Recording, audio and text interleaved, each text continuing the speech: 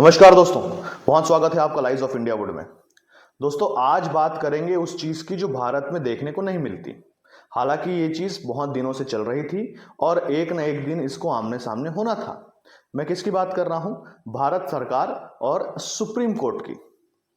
आपको पता है कि वक्फ संशोधन बिल अभी पास हुआ है, कानून बन चुका है। लोकसभा से पास हो गया, राज्यसभा से पास हो गया, जिन्हें चिल्लाना था वो चिल्लाते रह गए, राष्ट्रपति की मंजूरी मिल गई और वो अब नियम बन चुका है। तो जो विरोधी थे, आपको पता है कौन है विरोधी? और ये सबको पता था कि विरोध कौन करेगा। सारे के सारे पहुंच गए सुप्रीम कोर्ट। अब सुप्रीम कोर्ट में उस चीज की सुनवाई चल रही है।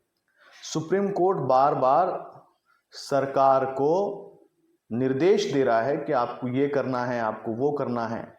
सुप्रीम कोर्ट ने पूछा सरकार से कि क्या आप हिंदू बोर्ड्स में मुसलमानों को रहने का अधिकार देंगे, जैसे कि अभी किया गया है। वक्फ जो बोर्ड रहेगा उसमें हिंदू भी रहेंगे। तो इस पर ऐतराज जताया सुप्रीम कोर्ट ने और अभी एक हफ्ते का वक्त दिया है सरकार को सुप्रीम कोर्ट ने। बात यह हो रही है कि क्या सुप्रीम कोर्ट बिना टांग अड़ाए काम नहीं कर सकता? भारत की संसद के पास ये अधिकार है कि वो कोई कानून बना सके। भारत के लोगों ने लोगों को चुन करके वहां बैठाया। क्यों बैठाया? ताकि आप हमारे लिए नियम बनाओ। पिछली सरकारों ने जो कचरा किया है उसको सुधार करो, और इस वजह से तीसरी बार लगातार बीजेपी की सरकार है। ये कोई तुक में नहीं बन गई है सरकार। लोगों ने 2014 में चुना, 2019 में चुना, 2024 में चुना। नरेंद्र मोदी तीसरी बार भारत के प्रधानमंत्री बने हुए हैं। नरेंद्र मोदी ने वक्फ संशोधन जो बिल है उसको पास करवाया। उसमें जो कुछ खराबियां थी उसको ठीक किया और अब वो कानून बन गया है। तो क्या सुप्रीम कोर्ट जो ये बार बार पोक कर रहा है सरकार को, खुद सुपर पार्लियामेंट बन करके, तो क्या सुप्रीम कोर्ट को ऐसा करना चाहिए? और इसी वजह से सरकार और सुप्रीम कोर्ट अब आमने सामने आ गए हैं। औपचारिक रूप से नहीं, लेकिन कुछ समय बाद ऐसा हो सकता है कि औपचारिक रूप से सुप्रीम कोर्ट और सरकार आमने सामने आ जाए। आपको पता है कि अभी सुप्रीम कोर्ट ने राष्ट्रपति को तक निर्देश दे दिया है। अब आप बताइए कि क्या राष्ट्रपति को निर्देश दिया जा सकता है? क्या सुप्रीम कोर्ट अपने आप को वाकई सुपर पार्लियामेंट समझ रहा है, या सुप्रीम कोर्ट के जो जज हैं वो अपने आप को सुपर पार्लियामेंट समझ रहे हैं, वो अपने आप को राष्ट्रपति से ऊपर समझ रहे हैं? अगर देश ने लोगों को चुना, संसद में भेजा, तो वो इसलिए भेजा है ताकि तुम हमारे लिए नियम बनाओ। लोगों ने यह अधिकार दिया है और लोकतंत्र में तो यही होता है। हम सबको पता है कि लोकतंत्र में लोगों का तंत्र होता है, और इस वजह से लोकसभा में बैठे हुए लोग, राज्यसभा में बैठे हुए लोग, ये उनके पास अधिकार है कि वो नियम बनाए। अब आप बताइए कि क्या इस देश में ऐसा होने वाला है? आपको बड़ा अच्छी से याद होगा, एक मूवी थी द कश्मीर फाइल्स, अगर मैं नहीं भूल रहा हूं तो। कश्मीर फाइल्स में एक डायलॉग था कि सरकार उनकी है लेकिन सिस्टम तो हमारा है। आप देखिए कि एक मेजॉरिटी बहुमत की सरकार एक नियम बनाती है और वो नियम बन भी जाता है, और उसके बाद उस नियम का विरोध, उसमें जो संशोधन हुआ है उसका विरोध करने वाले सुप्रीम कोर्ट पहुंच जाते हैं और सुप्रीम कोर्ट उनको एंटरटेन भी कर रहा है। तो इससे बड़ी विडंबना क्या हो सकती है कि चुनी हुई सरकार ने एक नियम बनाया और उसको चैलेंज कर रहा है सुप्रीम कोर्ट। तो पार्लियामेंट का मतलब क्या है? आप कुछ चीजों में अगर कभी कभी सरकारें जो हैं वो गलत नियम बना भी देती हैं, तब आप कुछ नहीं करते। तो 2013 में जो ये वक्फ में जो संशोधन किया था कांग्रेस पार्टी ने, जिसकी वजह से इसको ड्रैकोनियन लॉज बोला जाता है, तो उस समय ये कहां थे? इतनी सारी हिंदुओं की याचिकाएं लगती है सुप्रीम कोर्ट में, सुप्रीम कोर्ट बिना सुनवाई किए ये कह देता है कि लोअर कोर्ट में जाइए।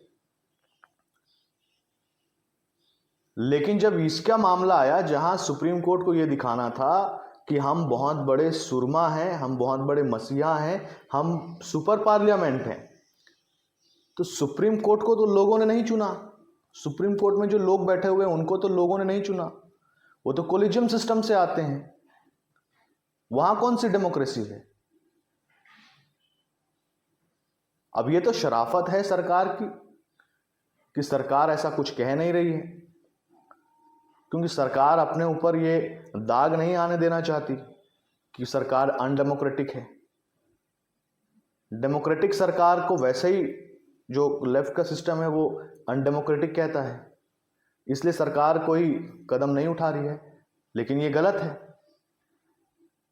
कि अगर अपीजमेंट में पुरानी सरकारों ने कुछ गलतियां की हैं और अब की सरकार उस पर सही कर रही है वो सारी चीजों को, तो सुप्रीम कोर्ट बीच में आ जाता है। एक और चीज आपको बताता हूं, उत्तर प्रदेश सरकार पर बार बार सुप्रीम कोर्ट प्रहार कर रहा है। अभी हाल ही में सुप्रीम कोर्ट ने कहा कि उत्तर प्रदेश में लॉलेसनेस है। लॉलेसनेस का मतलब होता है कि कानून का कोई राज नहीं है।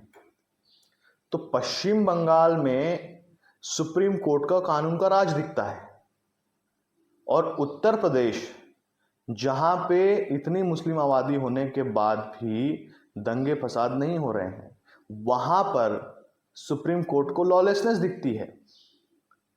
तो अगर हम सुप्रीम कोर्ट के हिसाब से चलने लग जाएं, तो सुप्रीम कोर्ट तो बंगाल की जो हिंसा हुई उसका तो स्वतः संज्ञान तक नहीं लिया। सुप्रीम कोर्ट ने चिंता व्यक्त की हिंसा पर, कब? जब वक्फ संशोधन ये वाला जो नियम है, ये जो पूरा का पूरा मामला है, जब इस सुप्रीम कोर्ट के पास गया, तब सुप्रीम कोर्ट ने कहा कि हमें चिंता है जो हिंसा हो रही है। और सुप्रीम कोर्ट को शायद ये गलतफहमी है कि वो चिंता जाहिर करने से वहां पर वो सारी चीजें रुक जाएंगी।